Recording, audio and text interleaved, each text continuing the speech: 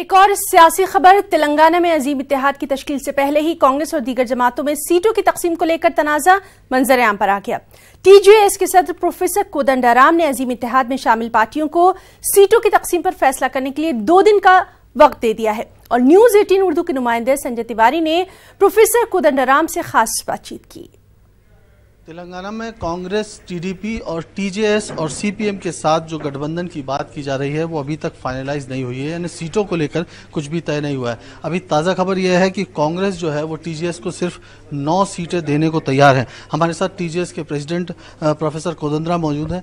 Sir, सिर्फ 9 सीटें की खबरें आ रही हैं कि सिर्फ 9 सीटें, क्या आप राजी हैं इसके लिए? नहीं, वो अभी इस सीट के बारे में कल या परसों बातचीत होने वाला है और बातचीत में हमारा डिमांड प्रस्ताव रखेंगे और वो लोग क्या बोलते हैं वो देखना। अभी तो ये इसके बारे में, सीट के बारे में अभी तक कुछ फैसला तो नहीं हुआ। जब तक नहीं होता तो उसके बारे में जो मीडिया में आता उसके बारे में तो अभी बात करना मुश्किल है, क्योंकि ये कोई ऑफिशियल स्टेटमेंट तो नहीं है पार्टी का। जब तक ऑफिशियल स्टेटमेंट नहीं आता, जब तक वो पार्टी के जो गुफ्तगू होने वाला है कल परसों, जब तक ये ख़त्म नहीं होता तो इसके बारे में ज़्यादा तो बात नहीं करता। हम इतना ही चाहते हैं ये फैसला जल्दी होना चाहिए। जितना देर होता उतना नुकसान अलायंस पार्टनर्स को भी होगा, पूरा अलायंस को भी होगा, ये अच्छा नहीं होगा। तो हम ये चाहते हैं फैसला जल्दी होना और इसके लिए हम कांग्रेस पार्टी से बातचीत हमारा चल रहा है अभी। शायद कुछ हो, इसका नतीजा 2-3 दिन में निकलेंगे। 9 सीटें तो स्वीकार नहीं होंगी ना आपको? हम जो चाहते हैं वो उससे ज़्यादा ही है, तो उसके बारे में ज़रूर कुछ हमारा जो मन में है, जो शायद वो कांग्रेस पार्टी मान लेंगे, ये उम्मीद है। हम अब तक इस उम्मीद से आगे बढ़ने के लिए, अभी तक हम ये बातचीत आगे बढ़ाने के लिए हमारा कोशिश रहेंगे। मिनिमम कितनी सीटें चाहिए, जो मिनिमम चाहिए ही चाहिए? अभी तो मैं बता नहीं सकता हूँ, क्योंकि जब बातचीत होता है तो कुछ न कुछ बातें बाहर तो नहीं कह सकते। शायद उम्मीद है, इसीलिए मैं बाहर बोलना भी नहीं चाहता हूँ। 12 तारीख को सर सोनिया गांधी के घर पे कांग्रेस की जो सेंट्रल कमेटी है वो इलेक्शन की, वो उसकी मीटिंग है और उसमें कैंडिडेट वो डिसाइड करने वाले हैं। तो कैंडिडेट का अगर अनाउंसमेंट कांग्रेस एक तरफा कर देती है तो फिर आपके लिए बहुत कुछ बच नहीं जाएगा उसमें? तो हमारा रास्ता तो हम ढूंढ निकलेंगे। हम ऐसा नहीं है कि पूरा किसी के ऊपर निर्भर है। हमारा बल पर हम कर सकते, हम आगे बढ़ सकते, वो अलग बात है।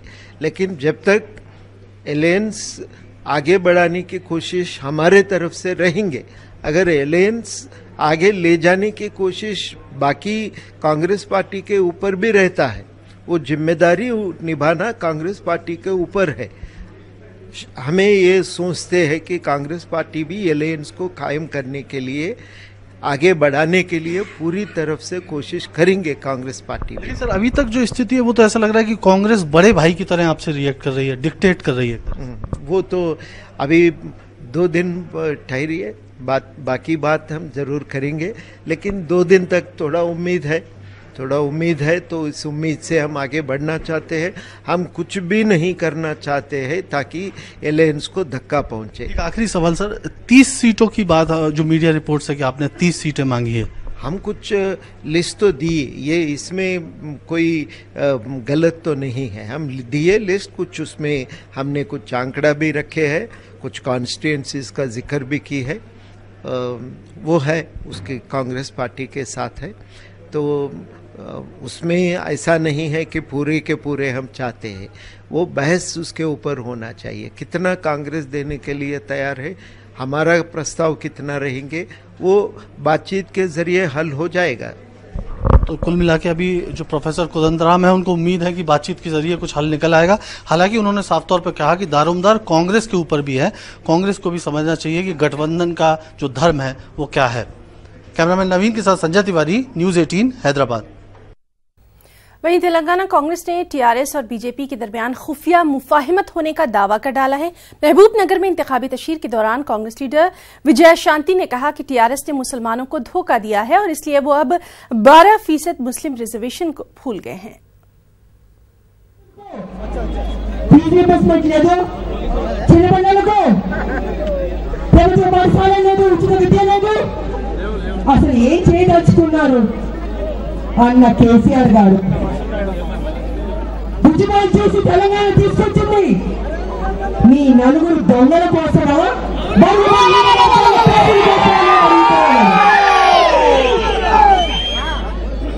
ప్రజలారా, మీరు దయచేసి ఆలోచించాలి. ప్రతి తప్పు మీకు కనపడుతుంది. ఇవాళ టీకే అరుణ చెప్పిందో, నేను చెప్పిందో, భట్టి గారు చెప్పిందో, ఉత్తమ్ గారు చెప్పిందో, మా కాంగ్రెస్ నాయకులు చెప్పిందో, రాహుల్ గాంధీ గారు చెప్పిందో, సోనియా గాంధీ గారు చెప్పిందో కాదు. మీ మనసులో ఏముంది? కాంగ్రెస్ మంచిదా, టీఆర్ఎస్ మంచిదా, కాంగ్రెస్ మంచిదా అన్నది మీరు బేరీ చేసుకోవాలి.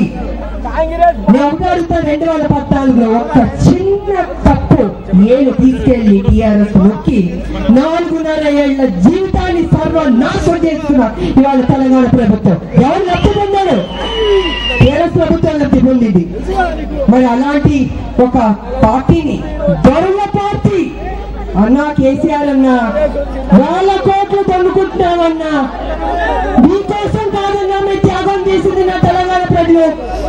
బలహీన వర్గాల కోసం కొట్టాడేమన్నా, త్యాగం చేసామన్నా, పార్లమెంట్ లో బిల్లు పెట్టి పాస్ చేసామన్నా. ఇంత చేసింది ఇంత అన్యాయం అన్నా, మీ స్వార్థం చూసుకుంటారా అన్నా కేసీఆర్ అన్నా? అందుకే ప్రజలారా, నేను మీకు చెప్తుంది ఆలోచించుకోండి. దొంగలు మాట్లాడారు. और आपको बताएं कि महबूब नगर से ही कांग्रेस की इंतखाबी मुहिम का आगाज कर दिया गया है। पार्टी के कारगुजार सदर मल्लू भट्टी, विक्रमारक, डीके अरुणा, विजय शांति ने इस मौके पर रोड शो किया। विजय शांति ने केसीआर को तनकीद का निशाना भी बनाया। बीजेपी के कौमी सदर अमित शाह का कहना है कि तेलंगाना में बीजेपी के बगैर कोई भी पार्टी हुकूमत साजी नहीं कर सकती, यानी हुकूमत नहीं बना सकती। अमित शाह ने नामपल्ली में बीजेपी के बूथ लेवल कमेटियों के सुदूर से खिताब करते हुए ये बात कही। इस मौके पर उन्होंने कहा कि तेलंगाना में बीजेपी मुस्तहकम हो गई है। 7 दिसंबर को होने वाले इलेक्शन में बीजेपी के उम्मीदवार बड़ी तादाद में कामयाब हो गए।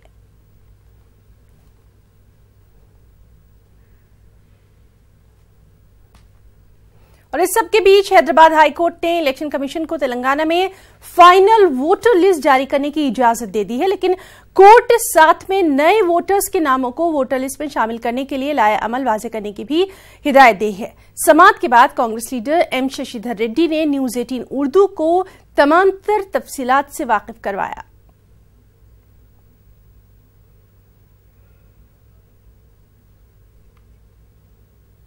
आज हैदराबाद हाई कोर्ट में जो हमारा पिटीशन की सुनवाई हुई, उस पर हाई कोर्ट ने फैसला, एक ऑर्डर दिया है जिसमें कहा गया है कि वो फाइनल लिस्ट पब्लिश होने में उनको इजाज़त देंगे, लेकिन साथ साथ उन्होंने ये साफ तरीके से बताया है कि इसके बारे में पब्लिश होने के बाद भी अगर कंप्लेंट्स, क्लेम्स एंड ऑब्जेक्शंस आते हैं तो इन क्लेम्स एंड ऑब्जेक्शंस को किस तरह से उसको डिस्पोज करेंगे, एक स्पेसिफिक तरीके से एक एफिडेविट के तौर पे सबमिट करने के लिए बोला गया है।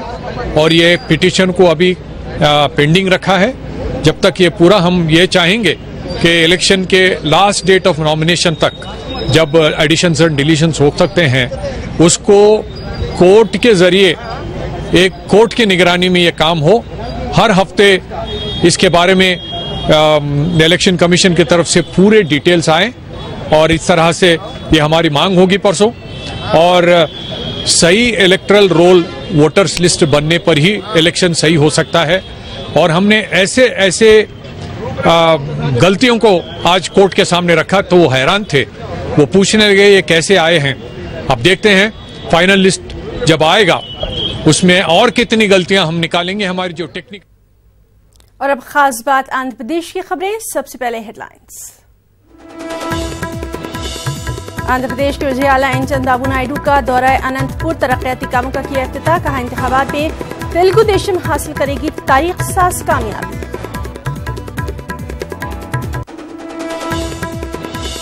दशहरे के मौके पर आवाम को आरटीसी का तोहफा, 3300 से ज्यादा बसें चलाने का एपीएसआरटीसी का ऐलान।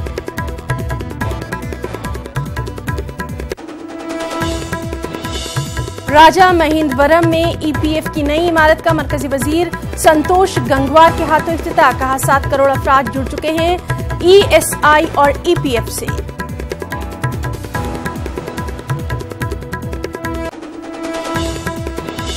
और समुद्री तूफान तितली की पेशकदमी, आंध्र और उड़ीसा में हाई अलर्ट।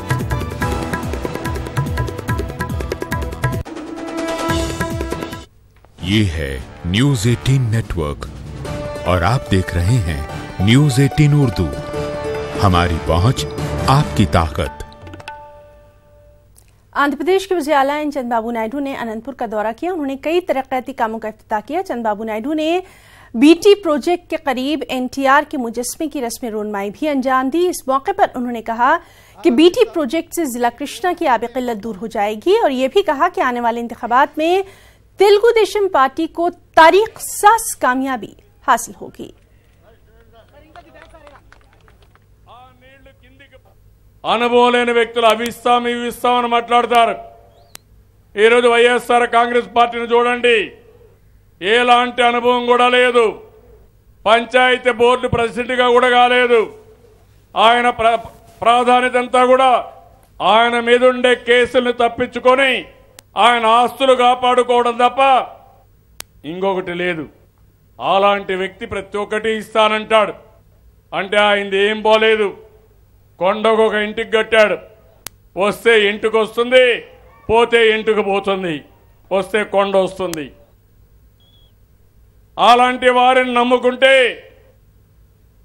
కుక్కతో కబట్టుకొని గోదావరి ఈదినట్టు అవుతుంది. జాగ్రత్తగా ఉండమని మిమ్మల్ని అందరినీ కోరుతున్నా. నేను అడుగుతున్నా, అలాంటి మాటలు మీరు నమ్మతారా అని మిమ్మల్ని అడుగుతున్నా.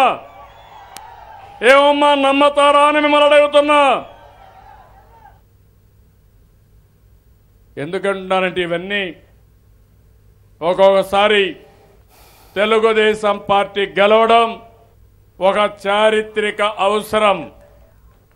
మళ్ళీ తెలుగుదేశం పార్టీ గెలిచి మీ కష్టాలన్నీ తీర్చి మిమ్మల్ని ఉన్నతమైన స్థానానికి తీసుకుపోవాలంటే మీరందరూ కూడా ఏకపక్షంగా ఓట్లేసే పరిస్థితి రావాలి. అందరూ కలిసి ఆశీర్వదించే పరిస్థితి రావాలి. और आंध्र प्रदेश आरटीसी की तरफ से दशहरा त्यौहार के पेश नजर खुसूसी बसें चलाकर एक तोहफा दिया गया। आरटीसी एमडी सुरेंद्र बाबू ने बताया कि दशहरे के मौके पर 12 अक्टूबर से 22 अक्टूबर तक 3300 खुसूसी बसें चलाई जाएंगी। उन्होंने आवाम से महफूज सफर और धोखाधड़ी से बचने के लिए प्राइवेट बसों के बजाय आरटीसी से सफर करने को तरजीह देने की भी अपील की है। దసరా ఉత్సవాలు మనకు 12వ తారీఖు నుంచి 22 దాకా కూడా, అంటే దసరా అయిపోయినాక కూడా తిరిగి వెళ్తారు కాబట్టి ప్రజలు దానికోసం ఏపీఎస్ఆర్టీసీ స్పెషల్ అరేంజ్మెంట్స్ చేస్తుంది. మొత్తం రాష్ట్ర వ్యాప్తంగా ఈ సందర్భంగా హైదరాబాద్ కోసం ఒక 1215 స్పెషల్ సర్వీసెస్, అలానే ఇంకా అదర్ ప్రాంతాలకు అన్ని కలిపి ఇంకొక 2025 స్పెషల్ సర్వీసెస్ నడుపుతున్నాము. ఆల్ టుగెదర్ సుమారుగా 3300 దాకా స్పెషల్ సర్వీసెస్ ఆపరేట్ చేస్తున్నాం.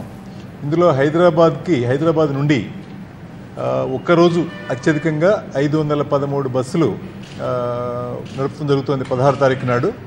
తిరిగి వెళ్లేదానికి మళ్ళీ 21st నాడు almost 1500 special services from all over the state హైదరాబాద్కి ఆపరేట్ చేస్తున్నాం. అదేవిధంగా విజయవాడకి దసరా ఉత్సవాల సందర్భంగా వచ్చేటువంటి ప్రజల కోసం కూడా మిగతా ప్రాంతాల నుండి విజయవాడకి స్పెషల్ బస్సెస్ ఆపరేట్ చేస్తున్నాం. ఇవన్నీ కూడా 12 నుంచి 22 దాకా, అంటే ఆ తర్వాత మండే వరకు కూడా ఇవన్నీ ఉంటాయి.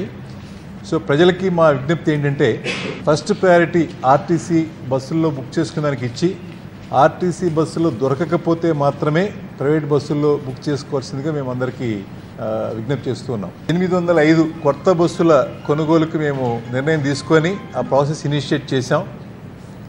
బస్ బాడీ బిల్డింగ్ కూడా రీసెంట్గానే టెండర్స్ ఫైనలైజ్ చేయడం జరిగింది. మార్చ్ 31 లోపు ఈ బస్సులన్నీ కూడా మనకు అందుబాటులోకి వస్తాయి. ఇందులో ఒక 120 కొత్తగా కొనుగోలు చేసినటువంటి ఏసీ బస్సులు ఉన్నాయి, 32 స్లీపర్ బస్సులు ఉన్నాయి. ఇందులో ultra deluxe and above category బస్సెస్లో ప్రతి దాంట్లో కూడా సర్వేలెన్స్ కెమెరాస్ ఇన్స్టాల్ చేయాలని నిర్ణయం తీసుకున్నాం. అంతకుముందు అది కేవలం అమరావతి లాంటి మెయిన్ ప్రోడక్ట్లో ఉండేది. స్లోగా over a period of time దీన్ని మరిన్ని బస్సులకి ఎక్స్టెండ్ చేసి కొత్తగా వచ్చే ప్రతి బస్సులో కూడా ఈ కెమెరాస్ని పెట్టాలనేది మా ప్రయత్నం. दशहरा और नवरात्रि के मौके पर तिरुपति मंदिर को खास तौर से सजाया संवारा गया है। हम अक़साम के खूबसूरत रंग बिरंगे फूलों से मंदिर की खूबसूरती को दुबाला किया गया है। मुल्क और बैरून मुल्क से तकरीबन 3 क्विंटल फूल इस्तेमाल किए गए हैं। इस मौके पर दर्शन करने आने वाले भक्तों ने भी यहां का नजारा देखकर बेपनाह खुशी और मसरत का इजहार किया।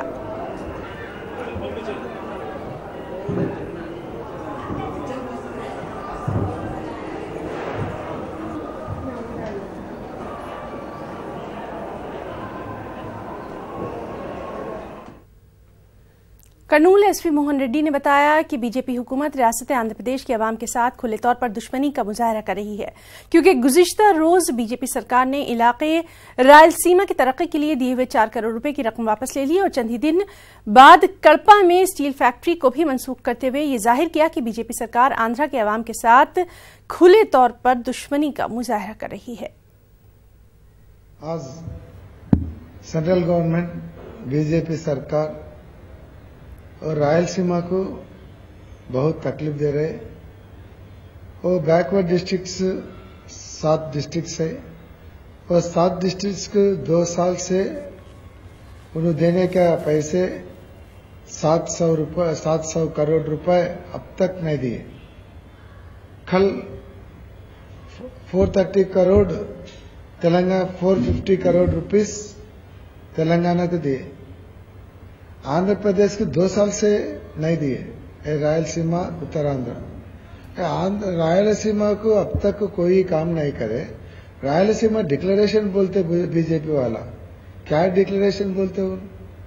और कड़पा उक्कू फैक्ट्री है, स्टील इंडस्ट्री से नहीं बात करते।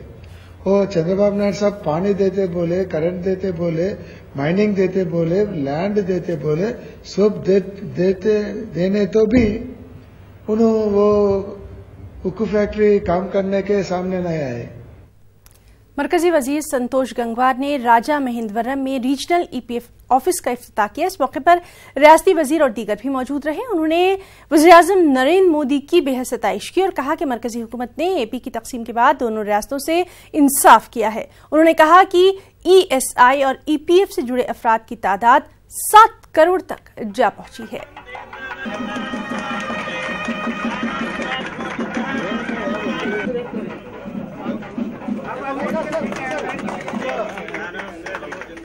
प्रदेश बन गए हैं तो हर प्रदेश की अपनी अलग व्यवस्था हो, उसके तहत यहाँ पर हम आए हैं। एक 10 करोड़ की लागत से भवन बिल्कुल आधुनिक सुविधाओं के साथ लगा है और मुझे लगता है कि देश के अंदर वर्तमान सरकार में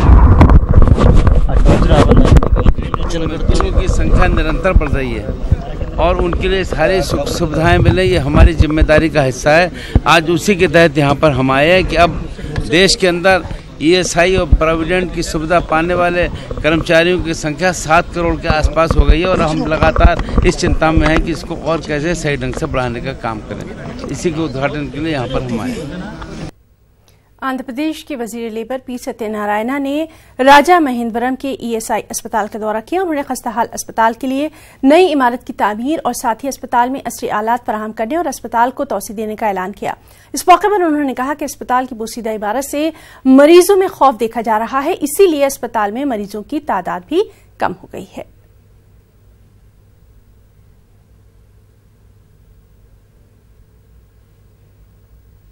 अदूनी उर्दू घर में मौलाना आजाद उर्दू यूनिवर्सिटी ग्रेजुएट तलबा का इजलास मुनक्किद किया गया। इस मौके पर मानू के ग्रेजुएट्स ने कहा कि मुख्यमंत्री युवा नेस्तम से मानू के ग्रेजुएट और पोस्ट ग्रेजुएट महरूम ही हैं। उन्होंने कहा कि यूनिवर्सिटी और स्टूडेंट्स का ऑनलाइन डेटा नहीं दिखाया जा रहा, जिसकी वजह से इन तलबा को ये अलाउंस नहीं मिल रहा। तलबा ने हुकूमत और मानू के वाइस चांसलर से अपील की है कि वो हुकूमत की इस स्कीम से फायदा हासिल करने के लिए तमाम तर इक़दाम करें। तलबा ने आरडीओ दफ्तर पहुंचकर बाकायदा वहां एक याददाश्त भी पेश की। हाल ही में एक स्कीम लॉन्च की गई जिसका नाम मुख्यमंत्री युवा नेस्तम है। इस स्कीम के तहत अब पूरे आंध्र प्रदेश के तमाम ग्रेजुएट तलबा और तालिबात इस स्कीम के तहत जो है माहाना 1000 रुपये जो है महाना 1000 रुपये जो है पैसे हासिल कर रहे हैं। मौलाना आजाद यूनिवर्सिटी के जितने भी तलबा और तालिबात हैं इस स्कीम से महरूम हैं।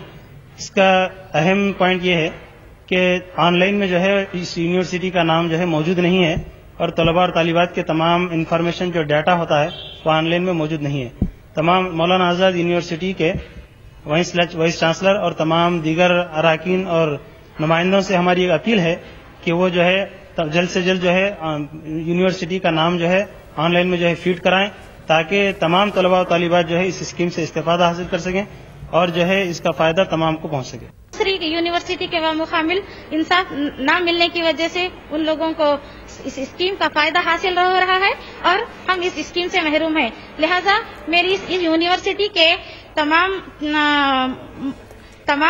कारकुनिंदे और वाइस चांसलर या और तमाम नुमाइंदों से गुजारिश है कि वो हम तमाम तालिबे इल्मों के जो भी डाटास है ऑनलाइन में फीड कराएं, जिसकी वजह से क्या है हम तमाम तालिबे इल्म इस स्कीम का फायदा हासिल उठा सकें।